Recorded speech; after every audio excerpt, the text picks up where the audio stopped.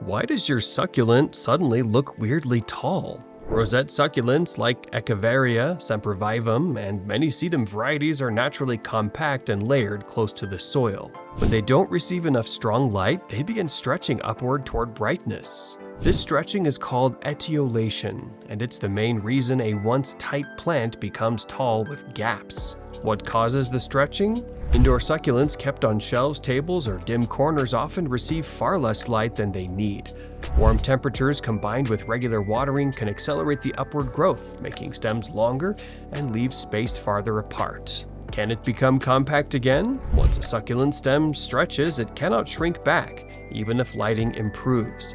The elongated section remains. Only new growth can return to a tighter form, which is why early correction is important. How do you stop future stretching? Moving the plant to a bright window with several hours of sun restores proper growth. Gradual light increase prevents sunburn.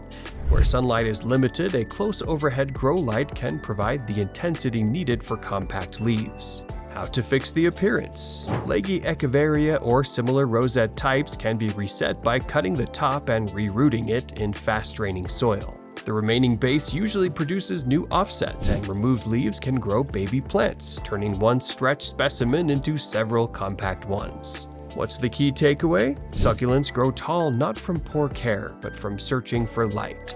When brightness, spacing, and watering match their natural habitat, they return to their dense sculptural form that makes them so appealing. If this made things clearer, don't forget to like and subscribe for more practical plant care tips that actually work.